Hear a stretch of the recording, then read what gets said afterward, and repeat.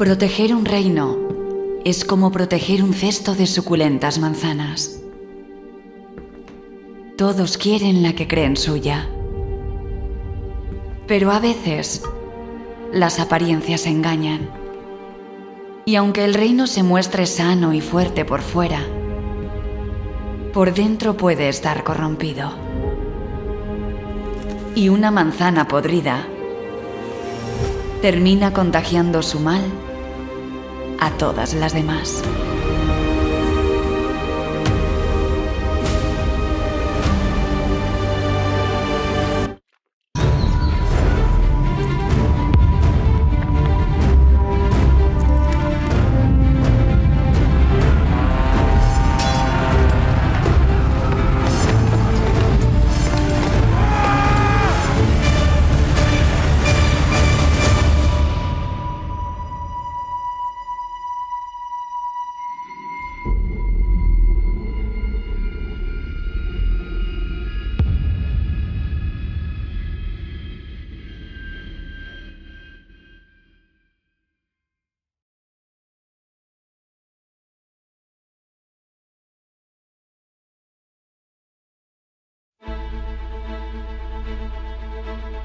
Separar lo que es historia de aquello que es leyenda se tercia complicado porque a menudo caminan de la mano.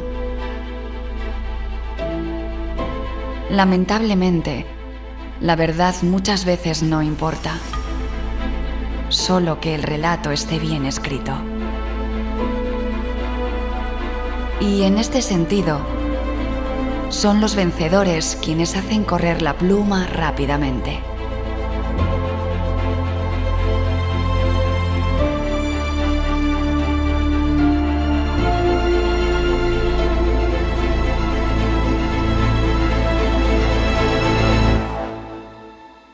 La península ibérica, a mediados del siglo X, estaba dividida en 4 grandes entidades políticas. 2/3, los del sur, en la línea del Duero aproximadamente, lo ocupaba el Califato de Córdoba, en ese momento regido por Abderramán III el Grande.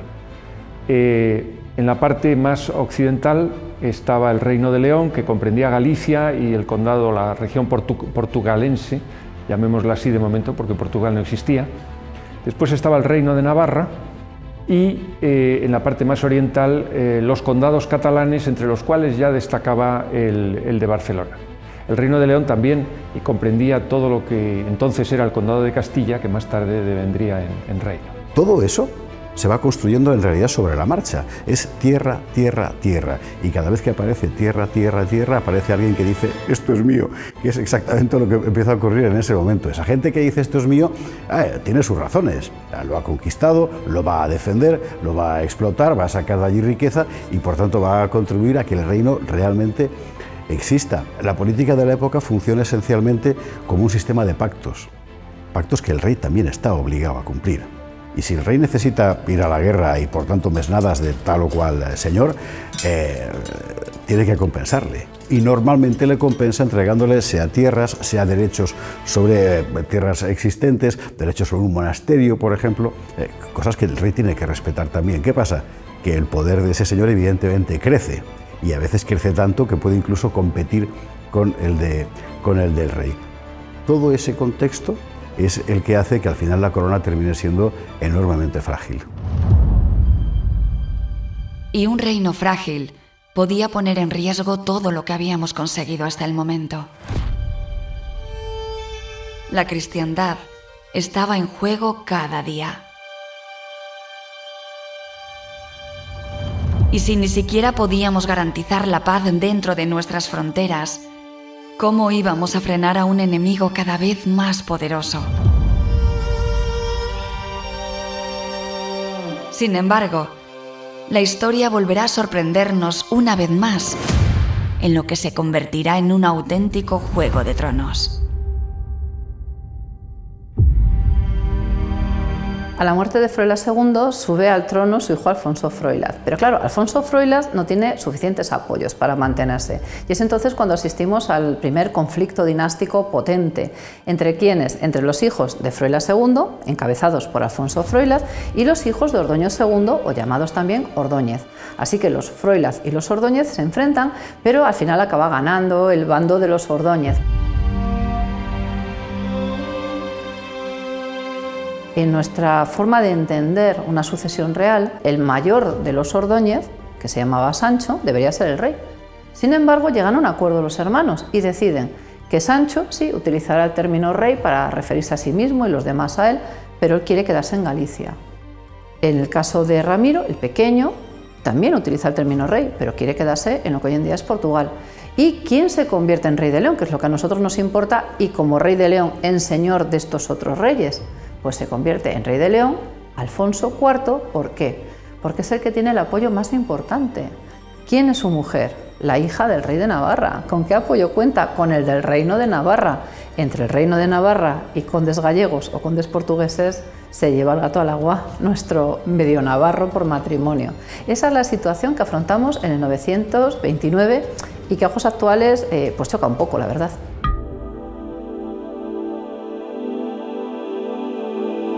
Cuentan que nuestro rey Alfonso IV era un monarca muy pacífico, de carácter tolerante, de corte espiritual y más aficionado a temas religiosos que a militares o de campañas frente al Islam.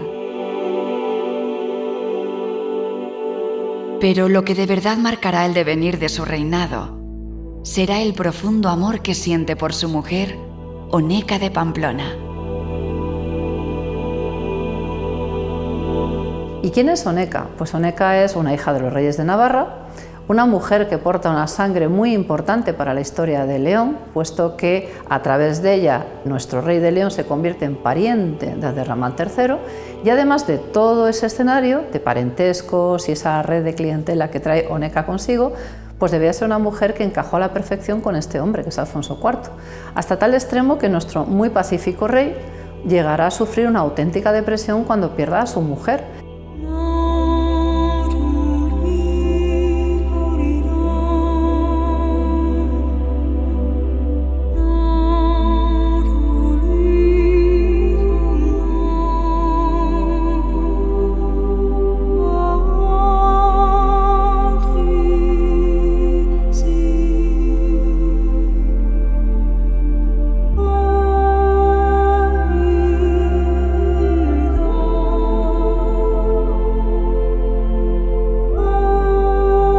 Alfonso IV tiene una relación magnífica con Oneca Sánchez, su mujer, de la que yo creo que hay un sentimiento afectivo importante, y cuando esta mujer muere muy pronto, muy joven, le entra un complejo, digamos, o un sentimiento de religiosidad, considera que debe abandonar el trono y abandona el trono y se va al monasterio.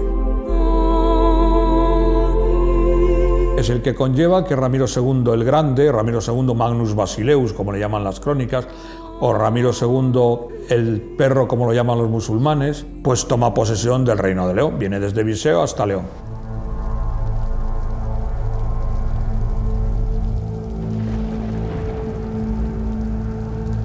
Ramiro, desde luego, no se esperaba cuando un mensaje que viene de León, que lo envía el obispo Beco, resulta que le dice que le reclaman en León porque le van a coronar rey, porque su hermano no quiere serlo, que lo que quiere es vestir el hábito. Alfonso y Ramiro eran muy diferentes. Al contrario que su hermano, el rey monje, Ramiro II era temperamental, un gran guerrero y todo un estratega militar. El monarca que necesitábamos para avanzar la frontera del reino y frenar la expansión del Islam. Íbamos a conocer nuestro momento de máximo esplendor.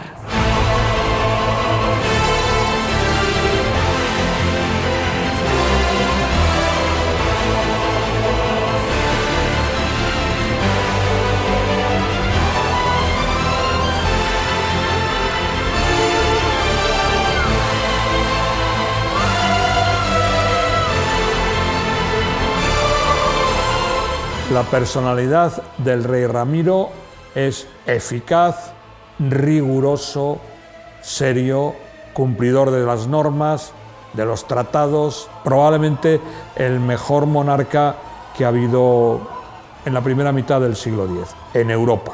Cuando él llega en el 931, acepta la abdicación de su hermano, es coronado rey en la hoy catedral, en la entonces iglesia de Santa María y San Cipriano.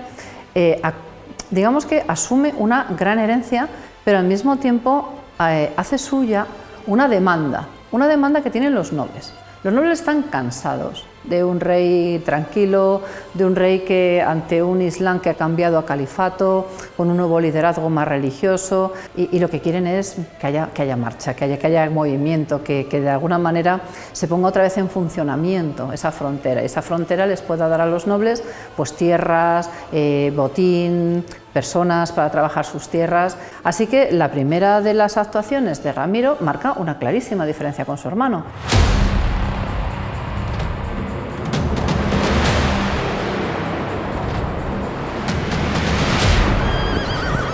Toledo tiene un problema, los cristianos de Toledo piden ayuda. ¿A quién piden ayuda? Al reino más poderoso, es decir, a León.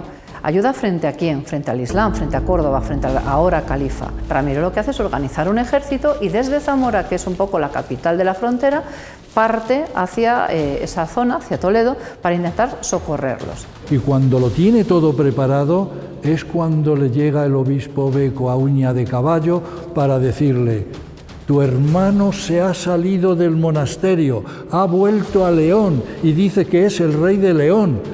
Y ha vuelto a ceñir corona y además tiene muchos adeptos, los que le han empujado para que abandone el monasterio.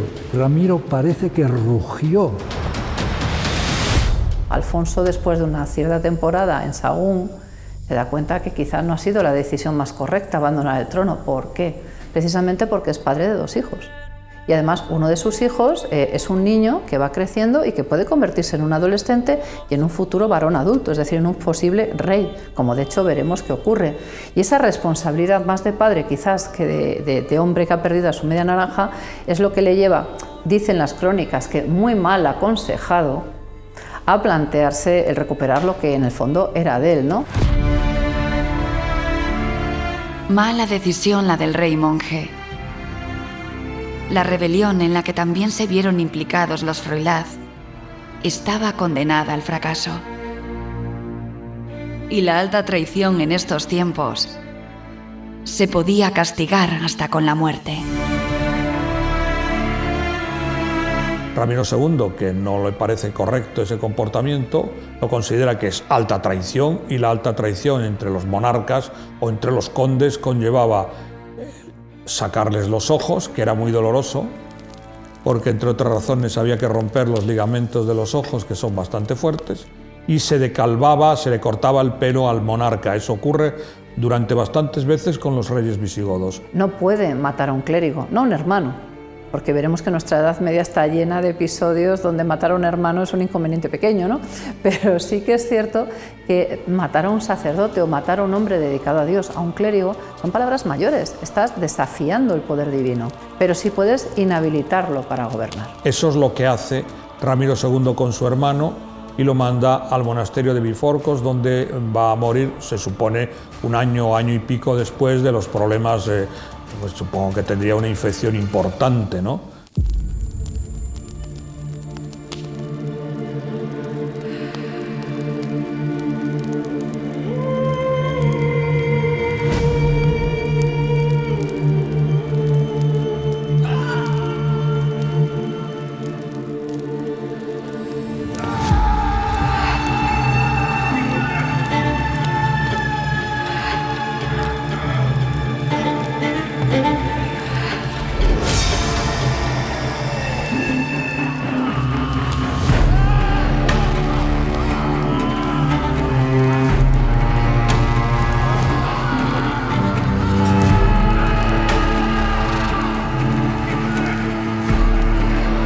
Ramiro decide cegar no solo a Alfonso, sino también a Alfonso Froilaz, Y ya puestos, pues hace un 4x1, ¿no? Porque de paso también ciega a los otros hermanos de Alfonso Froilaz, es decir, todos los hijos varones del difunto Froilaz II son cegados.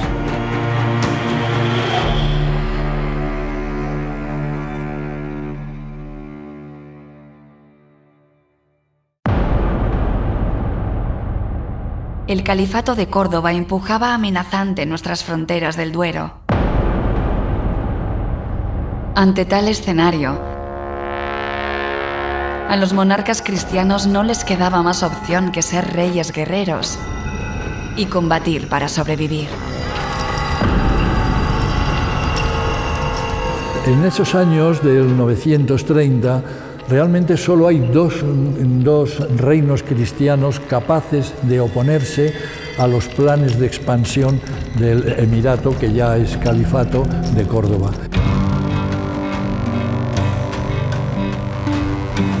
Si tuviéramos que ponerle nombre a los tres grandes protagonistas de este momento histórico, sin duda alguna serían Ramiro II, Toda, reina de Navarra, y Abderramán III.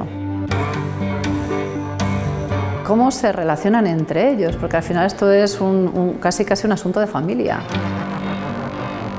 En primer lugar, el musulmán es familia directa por sangre de los cristianos. En segundo lugar, Toda es el eje vertebrador de ese parentesco. Así que tenemos una mujer en un tiempo de hombres. Bien, es verdad que en la península ibérica las mujeres juegan un papel mucho más protagonista que lo que ocurre en el resto de Europa. Aquí las mujeres tienen muchísima más presencia y Toda es, dentro de esas mujeres, una que tiene mucho más peso específico todavía. Navarra es un reino muy complicado y es una historia, desde el punto de vista político, preciosa, porque ves como un pequeño núcleo territorial que además apenas puede crecer porque está por todas partes comprimido, va desarrollando una estrategia política propia que le hace llegar a ser determinante, como lo será con Sancho el Mayor. La primera vez que es enteramente determinante en el conjunto de los reinos cristianos de la península y también, por cierto, en el Emirato, es precisamente con Doña Toda. ¿Quién es Doña Toda? La superabuela de España. Pues Toda viene a ser como una especie de Isabel la Católica del siglo X, una mujer inteligente, una mujer preparada, una mujer ambiciosa y una mujer que sabe perfectamente lo que quiere y cómo lograrlo. Y es una cuestión fundamentalmente de talento político. Tenemos la idea hoy de que la mujer medieval era una especie de objeto. Eso no es verdad. Vamos a ver, la molinera lo pasaba fatal, como el molinero, pero la mujer de poder tenía mucho poder. Dado el carácter fundamentalmente familiar de la política de la época, es decir, tus alianzas se sellaban con pactos familiares, el vientre de las mujeres se convierte en una fuerza política de primera magnitud. Por eso todas tienen tantos hijos y por eso tantas mueren muy jóvenes, parto tras parto. Ahora bien, la que sobrevivía a todo eso, y Doña Toda es un ejemplo, tenía un poder extraordinario.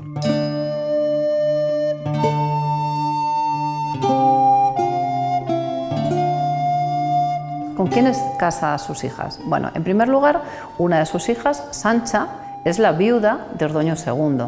Sancha, después de ser reina de León, reina viuda, se casará con el conde Fernando González, el famoso Fernán González de Castilla, y tendrá descendencia muy interesante, muy interesante. En segundo lugar tenemos otra hija, Oneca, esa amada, admirada por Alfonso IV, bien querida y que bueno, trastocó con su muerte el devenir del reino. Pero hay una tercera en toda esta guerra, y esa tercera se llama Urraca, que es un nombre característico de la dinastía navarra también, y que se casa con Ramiro II. Claro, el ser yerno-suegra, la relación, cuando tu suegra es una suegra de mucho mando, aunque tú seas un rey muy poderoso, marca también los acontecimientos. Y sobre todo también muy importante, porque vamos a ver cómo las hijas de Toda generan nietos que van a ser grandes protagonistas de la historia del Reino de León. Y aparte Toda tiene una cualidad. Abderramán es nieto de la madre de Doña Toda. Si alguien es capaz de ponerle eso a un nombre, super sobrino o lo que sea, que lo ponga. Pero el hecho es que esa relación, por ejemplo, explica por qué las relaciones llegan a ser tan intensas, ¿verdad? Y, por cierto, también tan conflictivas, porque el hecho de que tú seas sobrino de Mengano significa, uno, que te puedes aliar porque eres sobrino, dos, que te puedes hacer la guerra porque eres sobrino. Pero esa es la realidad de aquel momento. Sobre todo esto, Abderramán III sobrevuela con un talento político descomunal.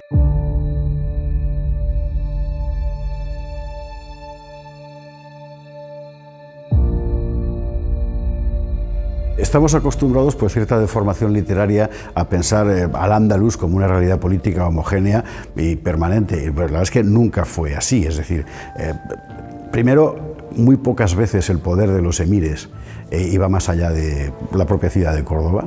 Aquello se había repartido desde el principio de la conquista en tujibíes, bereberes, las propias familias muladíes, es decir, cristianos conversos al Islam, que en ciudades como Toledo, Mérida o Badajoz eran determinantes, ¿no? Y la construcción de un Estado es algo que varios intentan y casi todos fracasan. Pero quien consigue realmente crear un Estado digno de ese nombre y además comparable a cualquier otro de aquel momento, en Al-Ándalus es Abderramán III, que por cierto se autonombra califa, en lo que fue un gesto de afirmación soberana extraordinario.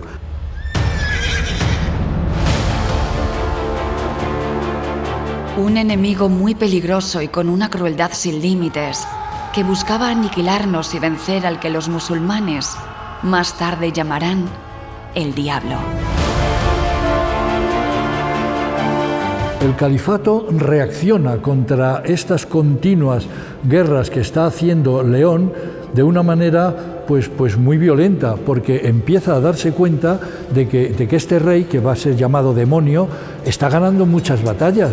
O sea, prácticamente el califato no había dado demasiada importancia al cambio de rey, pero es que resulta que este Ramiro está metiéndose en Castromoros, está metiéndose en muchos puntos de la división que separa el califato y está ganando muchas batallas. No serán muy importantes, Castromoros sí lo fue, pero otras muchas no son muy importantes. Son incursiones rápidas de pillaje, de necesidad de botín, de necesidad de algunos cautivos. Así que entonces Abderramán decide hacer algunas incursiones de castigo del mismo estilo, no muy grandes, pequeñas, pero eso sí, con una crueldad increíble. Y en Cardeña, precisamente un monasterio que también es asolado por él y capturado, a los monjes les pide exactamente que se hagan del Islam y se niegan. Y la matanza fue, según las crónicas, parece que fueron más de 100 o 200 los monjes que fueron decapitados. Sin embargo, el que busca donde no debe, encuentra lo que no quiere. Una de las batallas más decisivas de la Reconquista estaba a punto de estallar. 939. Si hay un año clave en todo este siglo X, sin duda es esta fecha. Y a Ramiro podemos decirle que a su reinado, pues esa fecha le supone un antes y un después. Pero no solo a Ramiro, también a Abderramán III, que son los dos grandes protagonistas.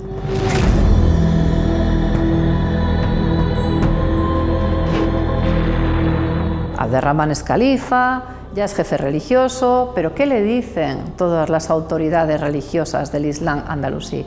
Oye, está muy bien que seas el nuevo rey, oye, está muy bien que seas el nuevo califa, oye, está muy bien que mandes tanto, pero los califas tienen que conducir la guerra santa, tienen que hacer la yihad.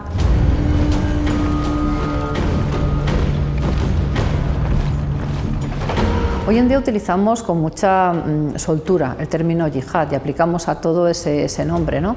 Parece que cualquier ataque es yihadista, cuando realmente el término yihad tiene un contenido y vamos a llamarlo así, y una definición muy concreta.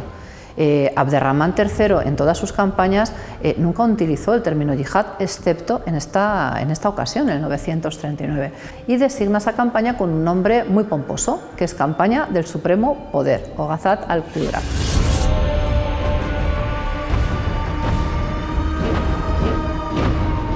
Parte de Córdoba con los estandartes enrollados, camina descalzo, llevando la rienda de su caballo. Es muy bonita toda la descripción. La gran comitiva que sale de Córdoba está formada por casi 90.000 hombres. Estos 90.000 hombres puestos en unas filas de 5 guerreros por fila verdaderamente ocupan casi 21 kilómetros de longitud.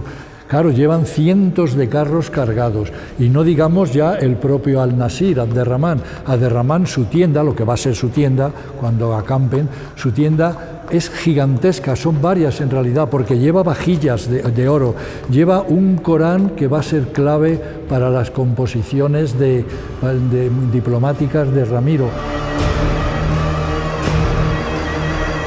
Fernán González va a ser el primero en tener unos espías que le dicen que una masa ingente de árabes están dirigiéndose hacia el norte. Fernán, con su gran habilidad, va a observar aquello y se da cuenta de que la cosa es muy seria. Va a avisar a León y León va a avisar a gallegos y va a avisar a asturianos y se van a empezar a formar una fuerza porque poco a poco se dan cuenta que a donde se dirigen esas Simancas, a la fortaleza, a la inexpugnable, una fortaleza tremenda que hay allí en Simancas y que la quieren tomar como punto importante, igual que está la de Osma, igual que está la de Zamora. Durante varios días, a ambos lados de la ribera del río, moros y cristianos se observan, envían ciertas avanzadillas para ver si se dan una idea exacta de cuánta gente hay en cada uno. De estas avanzadillas a veces vuelven menos o a veces no vuelve ninguno. Entonces ocurre algo tremendo el día 19 de julio.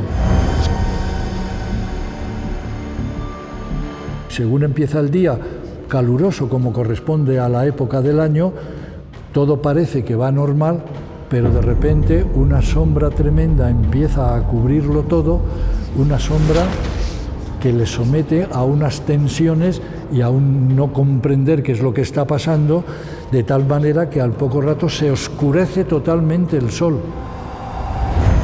Y así va a durar durante más de media hora. El sol se oculta por completo, atemorizando a ambos bandos durante varios días. Unos entienden que es señal de buen augurio, otros que es un presagio del fin de los tiempos. Cuando la oscuridad llega a su fin, cristianos e infieles reanudan el enfrentamiento.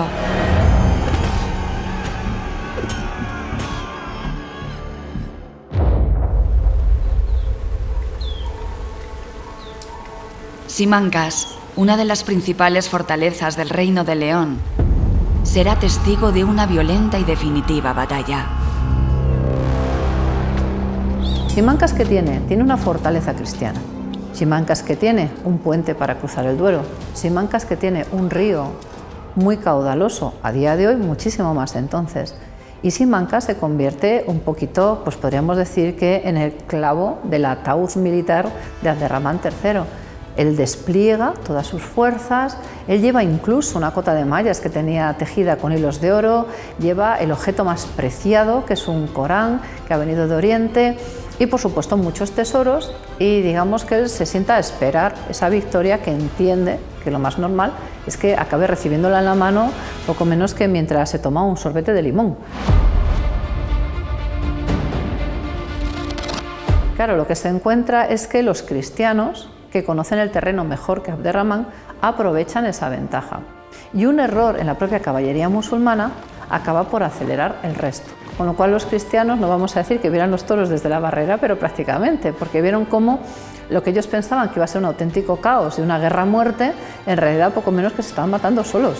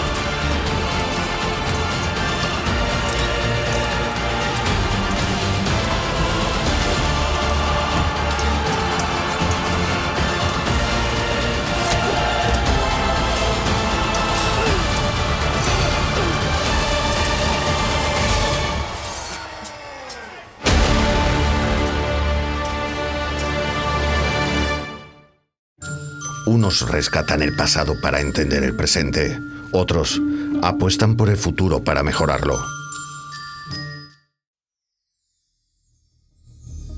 Soy León. Bella, salvaje, fuerte, noble, amigable y preocupada por quienes viven en mí. Maravillosa, tal como soy. Conóceme, quiéreme y cuídame. Porque soy lo mejor que tienes y siempre estaré ahí. Soy León, tu león. Es un mensaje de Caja Rural, porque somos León. En la batalla como en el campo, hay que sembrar, regar y esperar, porque la tierra te devuelve aquello que le das. ¿Y si volviéramos al pueblo? ¿Y si confiáramos en el emprendimiento rural? ¿Y si apostáramos por el agricultor? ¿Y si irriego?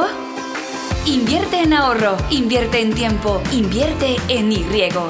Irriego gestiona los regadíos modernizados. Empieza ya a mejorar la productividad de tus cultivos. ¿Y si lo hacemos juntos? Irriego, siempre de la mano. Los porteadores y animales de tiro han sido fundamentales en el transporte de personas o de mercancías. Afortunadamente, las formas y los tiempos han cambiado.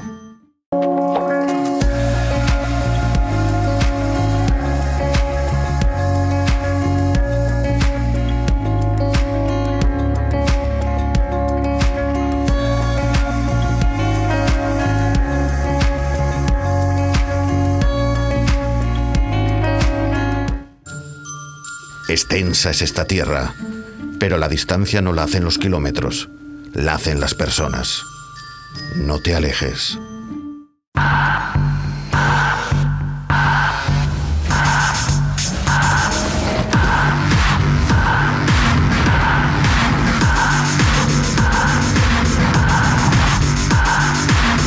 Acércate más, siente más. Cupra León híbrido.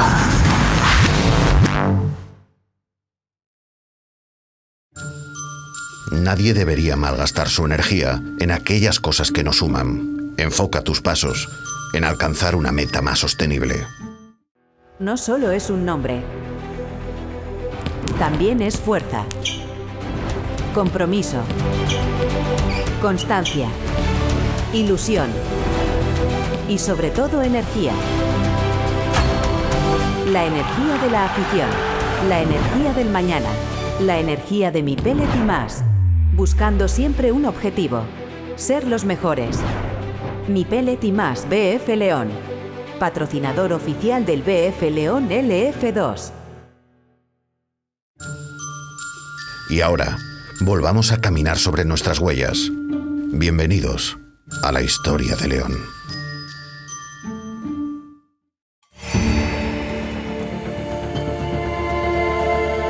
El califa escapa semivivo. A punto estuvo de perder la vida en el campo de batalla. Al regresar a Córdoba, crucifica a todos aquellos a los que considera responsables de tal derrota. Y decide no volver a acaudillar ninguna empresa militar más. El resto de su vida lo dedicará a gobernar al-Ándalus y a la construcción de Medina Azara. Pero antes, tenía que recuperar el tesoro más preciado, perdido en Simancas. En esa batalla, Abderramán III pierde la cota de mallas de oro y el Corán de plata, que en un rasgo de generosidad después Ramiro II se lo va a devolver por medio de el gran diplomático de Abderramán III, que es su médico, que es Saprut Hasdai, que es un médico hebreo que va a venir a León, a la gran capital imperial, para recibir el Corán y recibir la cota de mallas y a pactar, hacer un tratado de paz con Abderramán III.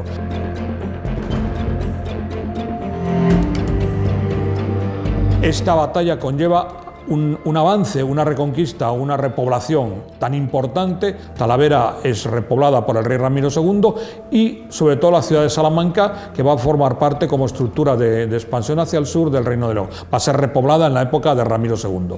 Así que una batalla que cambió las relaciones entre el Islam y el norte cristiano, que fue un bofetón en el orgullo del primero de los califas y una catapulta hacia el éxito por parte de Ramiro II.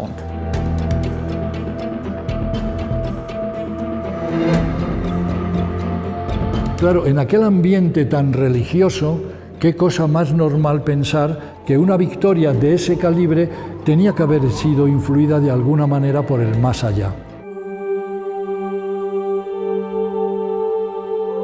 En esos momentos tan religiosos, Ramiro lo centró en el patrón de España, Santiago.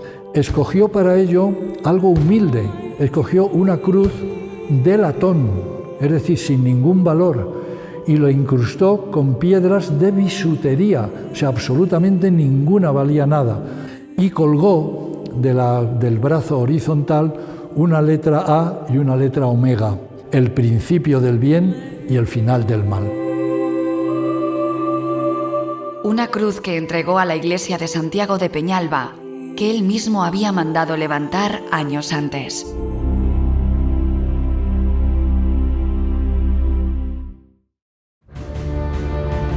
Ramiro II consigue garantizar la estabilidad de nuestro reino frente al Islam. Pero los condes también quieren su parte del pastel. Y los que eran sus aliados empiezan a generar desconfianza en un rey que ve venir una conspiración liderada por el que hasta entonces había sido su mano derecha. La paz del 940, que es la que sigue la batalla de Simancas, fue uno de los grandes hitos de la historia de León. Por una parte, consolida y ratifica a Ramiro, consolida y ratifica al Reino de León, le convierte en ese gran protagonista, pero por otra parte, muchos nobles, como pueden ser los condes de Saldaña y Carrión o el conde de Castilla, que dicen, bueno, nos parece estupendo que tú firmes las paces con Córdoba, nos parece estupendo que llegues a una tregua de varios años, pero si no te has dado cuenta, los nobles vivimos del saqueo en la frontera. Si a mí no me dejas entrar en las tierras musulmanas, robar ganados o traer esclavos, malamente puedo sobrevivir. Eso es con lo que juegan estos dos personajes, Diego Muñoz, conde de Saldaña, jefe de los Banu Gómez, y Fernando González, o Fernán González, conde de Castilla.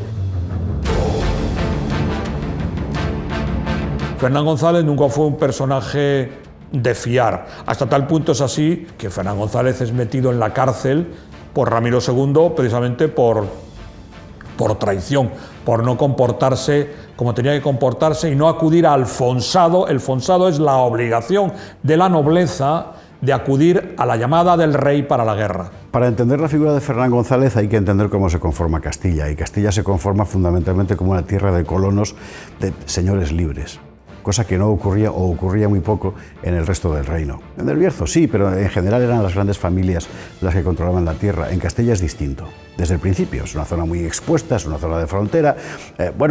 A partir de ahí, lo que se construye es un mundo enteramente singular, muy orgulloso de su propia identidad y de su independencia, no respecto a la corona, pero sí respecto a los señores que rodean a la corona, en Galicia o en Asturias o en León, y un líder que encarna todo aquello, que es Fernán González. Siempre había habido condes en Castilla, es decir, alguien a quien el rey delega, que sea el encargado de esa frontera, por así decir. Nunca había habido condes de Castilla, es decir, alguien que puede reivindicar personalmente el control sobre ese territorio. Fernán González, que es un tipo muy inteligente, muy ambicioso, muy enérgico, lleva eso al extremo. Y lo lleva al extremo fundamentalmente pactando con unos y con otros, y también ocasionalmente incumpliendo los pactos cuando la política lo requiere, pero él se crea su propio espacio de poder. El conde Fernán González es conde de Burgos. No existe en ese momento Castilla. No hay un concepto, no existe la nómina llamada Castilla, porque hay varios condados y no está Fernán González por encima de ellos. Y siempre partiendo de la base de que eso es territorio del Reino de León. Que la figura de Fernando González es una figura cargada de mucha leyenda, y esa leyenda en este caso, lejos de adornar la realidad, la estropea, porque nos crea una falsa imagen de una Castilla independiente, casi en pie de igualdad con León, que en estos momentos no existió en absoluto. Es un gran condado, vasallo, que tiene un poco ese pisuerga por frontera, pero tenemos otros grandes condados, como son las tierras Banu Gómez, que desde lo que hoy es Liébana hasta esa frontera con el Duero también gobiernan.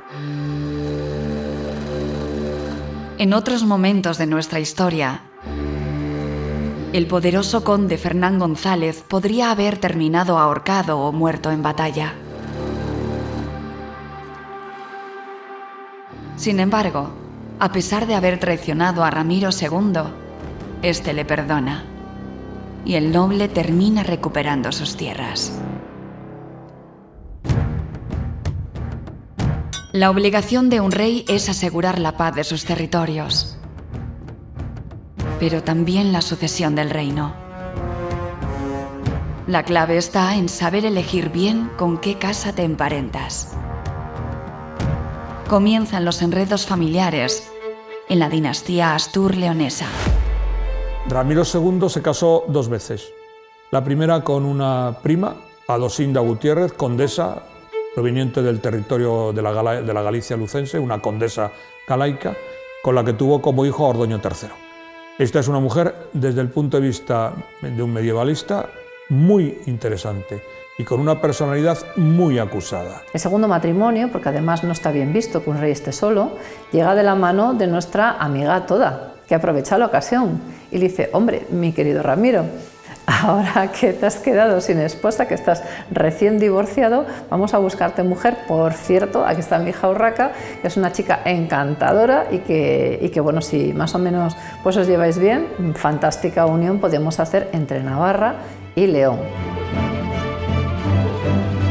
Claro, Ramiro se amolda muy bien con Urraca, Urraca se amolda muy bien con Ramiro, y con ella tiene pues 2 hijos muy importantes. Uno de esos hijos es Sancho, futuro Sancho I, y otro de sus hijos es la famosa Elvira Ramírez, que es una mujer que heredó esa impronta de mujer poderosa que tenía en este caso su abuela Toda, y que, como veremos mucho más adelante en la historia de nuestro reino, pues también va a imprimir su huella de carácter con momentos que van a ser maravillosos de empoderamiento femenino en el mejor de los sentidos, y sobre todo de marcar esa diferencia de las mujeres leonesas frente a las mujeres, por ejemplo, del Reino de Francia o de otros territorios. Aquí las mujeres tienen fuerza, tienen protagonismo, tienen voz y quieren ser escuchadas, y lo que es más importante, no es que lo quieran, es que son escuchadas. Estamos hablando de una sociedad, de la de principios del siglo X, muy rígidamente estamental. Es decir, está el rey, están los señores, los nobles, está el clero, por supuesto, parte de ese clero es señorial, porque tiene propiedades, muy buena parte, la mayoría no, y luego está el pueblo, claro. Está el pueblo que se dedica fundamentalmente a labores agrarias, artesanales, pecuarias, etc. Y no hay comunicación entre los estamentos. Precisamente, por cierto, eso es lo que hacía tan atractiva para tanta gente la hipótesis de irse a Castilla, porque allí tu tierra iba a ser tuya, cosa que no ocurría en el resto del reino, y sobre todo no ocurría en Galicia. Ramiro presiente que sus días se acaban. Y hay un asunto que le preocupa sobre todas las cosas. Él sabe que o deja bien atado el tema sucesorio o tiene hijos varones de 2 matrimonios. Y por eso Ramiro hace quizás lo más inteligente que puede hacer un rey, y es asociar al trono al heredero. ¿Cómo le asocias al trono? Le asocias al trono primero indicando que tú quieres dejar de ser rey, pero quieres dejar de ser rey estando en tus plenas facultades, porque eso es lo importante. Si estás al borde de la muerte y dices: mira, este es mi testamento y este es mi heredero, no haces nada diferente y las guerras pueden llegar a surgir. Pero si, siendo todavía un hombre en buenas facultades, tanto mentales como físicas, decides delante de la corte designar al heredero, que es el hijo del primer matrimonio, el futuro Ordoño III, dejar bien claro a todos que ese va a ser el nuevo rey, y después tú humildemente retirarte y decir que abandonas el mundo, que quieres dedicarte a los últimos momentos de tu vida a Dios, esa es un poco la forma en que, de manera amable, Ramiro garantiza la estabilidad del reino.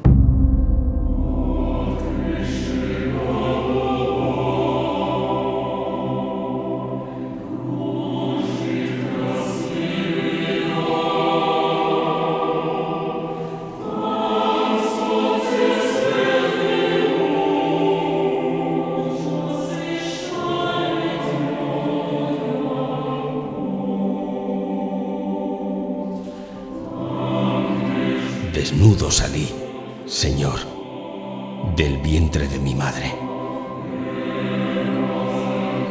Y quiero volver a ti, también desnudo. eres mi ayuda. Y nada puedo temer de parte de los hombres.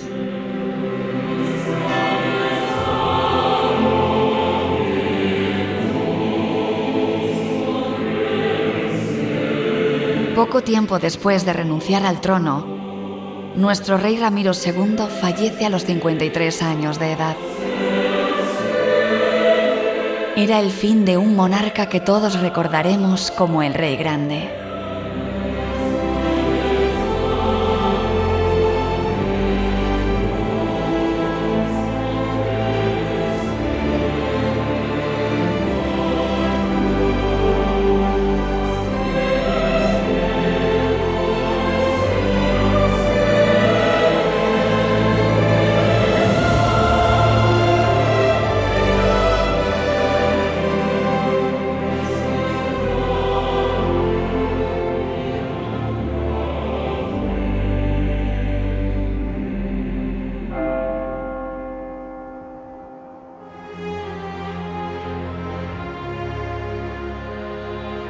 Ordoño es reconocido por todos, Ordoño no tiene problemas, Ordoño es tutelado por su padre y Ordoño es afianzado en el poder con el reconocimiento de su hermano, Sancho. Ordoño III reinó en León 5 años. Son unos años donde logra mantener el gran legado de su padre, el rey Ramiro II el Grande, y fue un reinado en general pacífico. Solamente en las postrimerías del reinado, es decir, hacia 955, se producen algunos hechos, una gran rebelión de nobles en Galicia, la rebelión en la parte castellano-navarra, en la parte oriental del reino, de su hermano don Sancho, que fue regente en Castilla, y varias campañas, 2 concretamente, contra los musulmanes del sur, en la línea del Duero, por cierto, muy exitosas. Y bueno, pues esos éxitos repercuten en su buen nombre, en su buena fama. Claro, tenemos un gran problema asociado a Ordoño III. En primer lugar, ese hermano que está permanentemente soplándole en la nuca y recordándole que él también es hijo de rey, que tiene mejor sangre que él, que tiene también derecho a reinar y que como cometa un error va a estar directo a la yugular a la hora de poder amenazar ese poder, ese trono. En segundo lugar, comete un error absurdo por completo. Si tú estás en esa situación de inestabilidad, lo que necesitas son apoyos fuertes. O bien buscas el enlace con Navarra, o bien buscas el enlace con alguna de las grandes dinastías condales, pero búscate un aliado fuerte.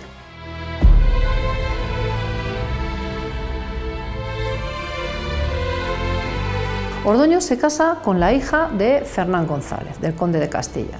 Se llama Urraca. Pero claro, Fernán González le recuerda a ella que por mucho que vaya a ser reina de León, que no olvide que es castellana y que eso es más importante. Y la hija está de acuerdo. Esta es una de las razones por las que ese matrimonio, hay algunos escritos por ahí que no iba demasiado bien, porque en vez de Urraca quedarse en su posición de esposa, que en aquellos tiempos era esposa y se acabó, tenía ciertos movimientos políticos por culpa de su padre. Claro, si tienes un aliado de excepción, no le insultes. ¿Y cómo le insultó? Repudiando a su hija Urraca.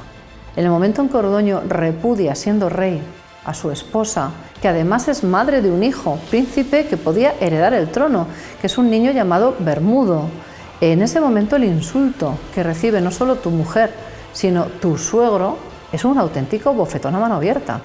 Estás poniéndole enfrente de la humillación y del escarnio de toda la corte. Y Fernán González es un hombre muy rencoroso. Recoge velas, se lleva a su hija, le buscará otro marido. De hecho, su segundo marido también será rey, que es el famoso Ordoño IV, e incluso tendrá un tercer marido, porque acabará siendo reina ella misma en Navarra. Pero Ordoño III debe poner toda la atención en un enemigo mucho más preocupante. Alguien que se cree con más derechos a la corona. Su propio hermano Sancho se ve envuelto en una conspiración promovida por su abuela, la reina Doña Toda. Las fuerzas navarras, en las que también cabalga el conde Fernán González, pretenden derrocar al rey. se provocó una entrada de tropas navarras y castellanas que se dirigieron hacia León con el ánimo de destronar a Ordoño III. Lo que ocurrió fue que Ordoño III probablemente estaba bien informado y desde un tiempo antes se preparó para la defensa.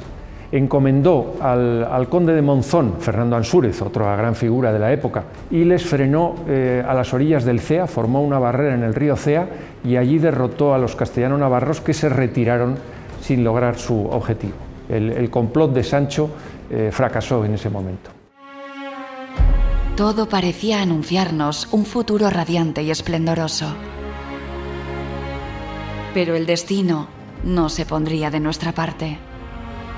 5 años después de haber sido proclamado rey en la Catedral Románica de León, Ordoño III fallece de manera inesperada a los 30 años de edad.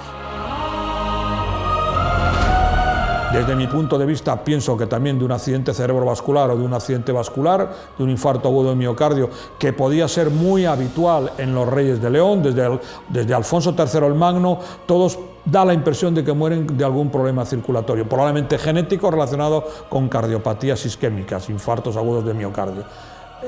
Durante el tiempo que vive, el respeto que se le tiene en Córdoba es importante y sobre todo el respeto que se le tiene en los condados al otro lado del Pisuerga-Carrión. Es decir, tanto en Saldaña como en Monzón, como en Cervera, como en Burgos, siempre se habla de nuestro señor, el príncipe Ordoño, que está imperando o mandando en León. ¿Qué hubiera ocurrido si Ordoño no hubiera muerto? Probablemente el que habría salido despedido del reino es el infante don Sancho. ¿Qué hubiera ocurrido de gobernar unos años más? Probablemente la sucesión hubiera recaído de forma natural en Bermudo. Pero ¿qué es lo que ocurre realmente? Deja a un niño abandonado de todos, Bermudo, no querido por nadie, que esto también marca mucho de la personalidad del futuro Bermudo, un hermano ambicioso con unas ganas de poder tremendas, que desea que corra la lista rápido y que además lo promueve con esas rebeliones. Y cuando él fallece tan joven, lo que nos deja es un gran problema a los leoneses, porque ahora ¿quién ha de gobernar? El hijo pequeño del rey, abandonado de todos, ese príncipe Bermudo que nadie parece querer, o el muy ambicioso Sancho, que está deseando levantar la mano y decir: yo me ofrezco voluntario para ocupar el trono leonés. Evidentemente es Sancho el que pasará a dar ese paso al frente. ¿Por qué? Porque es adulto frente a un niño, porque cuenta con apoyos, el niño no. Y sobre todo, es muy importante, porque ahí tenemos también a su abuela toda diciendo: ole mi niño, que ya por fin ocupas el trono de tus mayores y no te preocupes, que ya buscaremos de qué manera ayudarte en todo lo posible.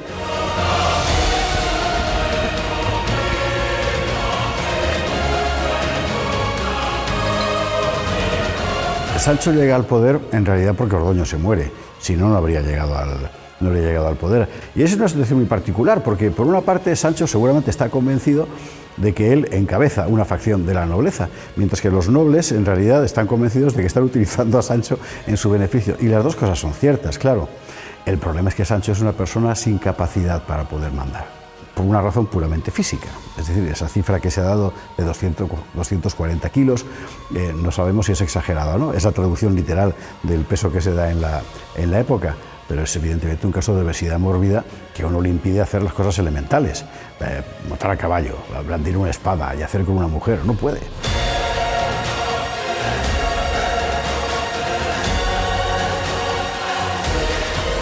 Por eso acabará entrando en juego otra persona abandonada de la historia.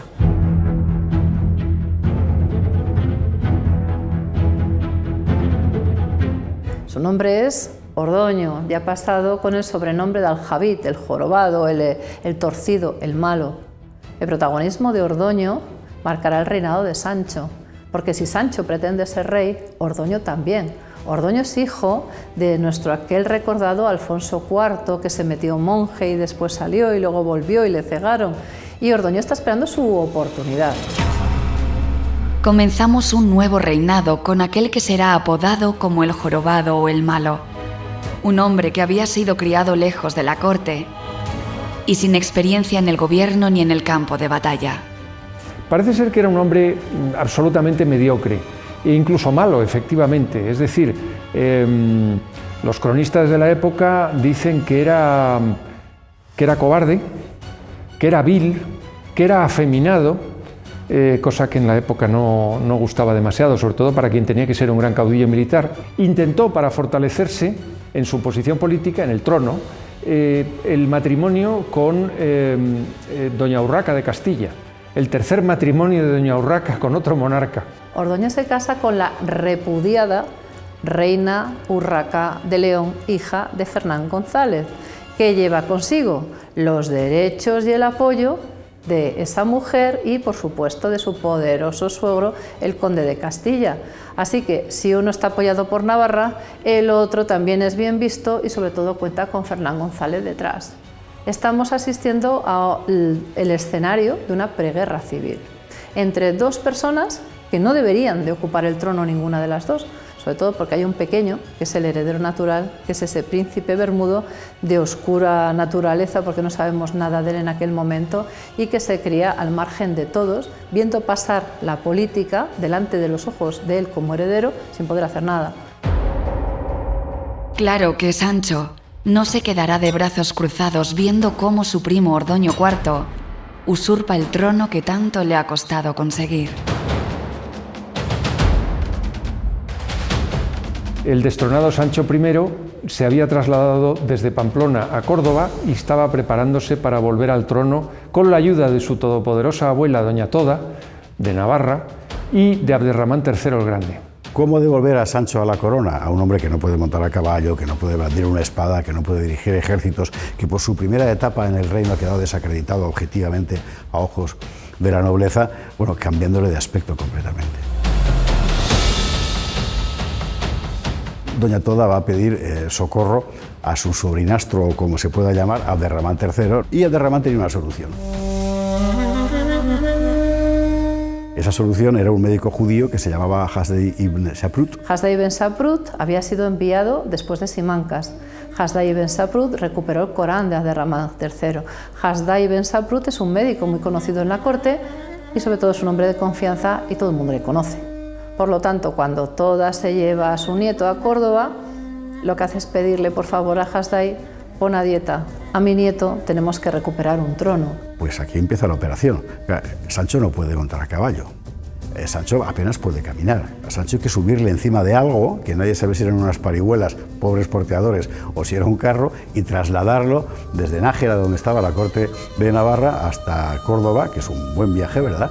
Y una vez allí someterle a un tratamiento, el que ideó el simpático Shaprut.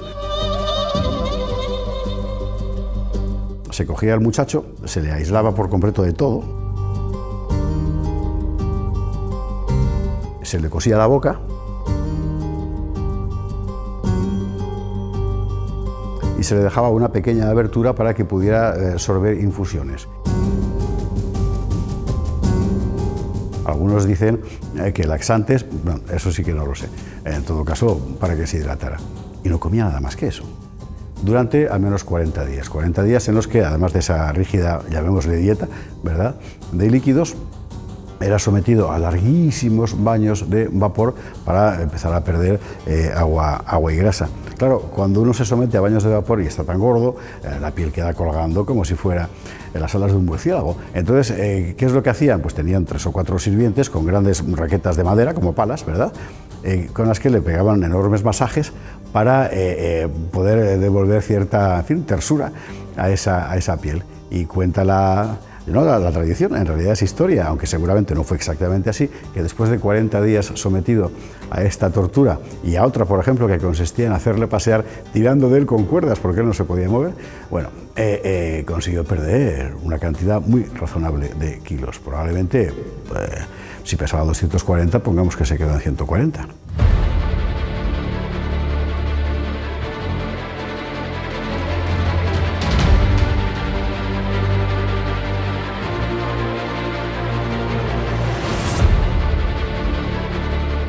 Sancho ha recuperado la figura. Sancho ha recuperado la iniciativa y Sancho tiene un ejército que es el de su primo, Abderramán III, que gracias a la mediación de su abuela Toda y sus buenos consejos le ha prestado. Con este ejército, en el 959, Sancho se pone de camino. Quiere recuperar el trono que le pertenecía y quiere expulsar a su incómodo inquilino, que además es su primo, al famoso Ordoño IV. Lo que presagiaba una gran batalla. Se veía la tensión en el ambiente y sobre todo que iba a ser un choque armado muy violento, acabó en nada directamente. Seguramente si Ordoño IV hubiera sido otro tipo de rey, habría habido una guerra civil en el Reino de León. Pero Ordoño IV no era un rey líder, como habían sido los anteriores. Ordoño IV era realmente un instrumento de las grandes casas nobiliarias que atendían fundamentalmente a su propio poder. Cuando aparece alguien con un enorme ejército musulmán de Abderramán III y el apoyo de Navarra, las grandes casas nobles lo que hacen es ponerse a negociar. Nadie va a dar la vida por Ordoño IV. A mí el avance del ejército de Sancho, que en realidad es el ejército de Abderramán III, es un paseo triunfal al que se van sumando las diferentes casas que abandonan a Ordoño porque han encontrado caballo ganador, y nunca mejor dicho, que es el caballo de Sancho. Y Ordoño empieza entonces el desastre de la derrota porque todo el mundo le abandona. Trata de escaparse a Galicia, donde se supone que había nobles que estaban a su favor. No era verdad, estaban a favor de sí mismos y Ordoño solo era su instrumento. Termina en Asturias, acaba refugiándose en Córdoba, porque en ninguna parte del Reino de León ni de Navarra le quieren. Y ocurre algo muy curioso, y es que la memoria de Ordoño queda completamente desdibujada. Realmente no sabemos exactamente el año en que muere, no sabemos qué pasa con su hijo, no sabemos nada del final de este triste e infame rey Ordoño IV, que desaparece de la historia, pues podríamos decir que por la puerta de atrás. Así que atentos a la Operación Sancho, porque es una operación de política internacional. Es decir, se trata de llevar a Sancho al trono efectivamente, pero ¿para qué? Abderramán III pueda consolidar sus posiciones fortificadas, su frontera en torno a León, son fortalezas de León lo que está en juego, y por parte de Doña Toda para que los intereses políticos de Navarra estén bien representados. Bueno, pues el hombre propone y Dios dispone. Se muere Doña Toda, se muere Abderramán y Sancho se queda con la corona y evidentemente, si te he visto no me acuerdo, él quiere hacer su propia política. Y hay que decir, no obstante, que a pesar de que el personaje tenía la trayectoria que tenía y que llega al poder como llega, todo el mundo dice que en esta segunda etapa de Sancho demostró ser un buen rey, lo cual dice mucho del tratamiento médico cordobés. Después de sortear tantos obstáculos en el camino hacia la corona leonesa, Sancho I regresa al trono del reino. Pero no por mucho tiempo. El segundo reinado de don Sancho I de León fue un reinado bastante tranquilo. Duró 6 años. Durante el mismo, el rey se casa con Teresa Ansúrez, que es la hija de su antiguo adversario en las riberas del Cea, el que le detuvo en el intento castellano-navarro contra su hermano Ordoño III, es decir, Fernando Ansúrez, el gran conde de Monzón. De ese matrimonio nacería un vástago, el infante Ramiro Sánchez, futuro Ramiro III de León. Sancho I era el Craso. El hecho es que, a pesar de todo lo estrafalario de su historia, realmente consigue organizar el reino. Quedan evidentemente los rescoldos de lo que era la realidad política del reino, es decir, las rebeliones, sublevaciones, pronunciamientos, como se diría en el XIX, de tales o cuales nobles en defensa de sus intereses y a veces peleando entre sí. Curiosamente, Sancho va a encontrar la muerte tratando de sofocar una de estas pequeñas revueltas, en principio sin mayor importancia, parece ser que por mano del conde de Oporto.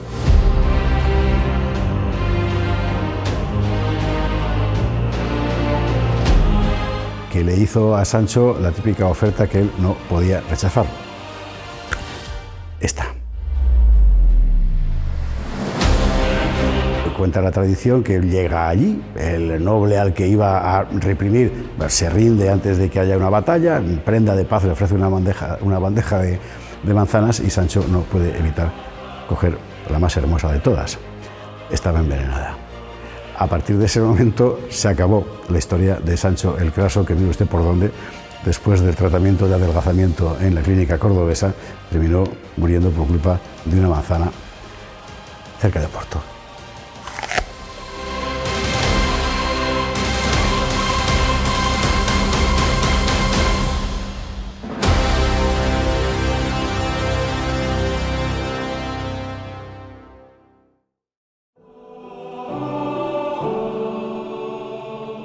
El asesinato de Sancho I a manos de uno de los condes del reino va a dejarnos una vez más una situación sucesoria no resuelta.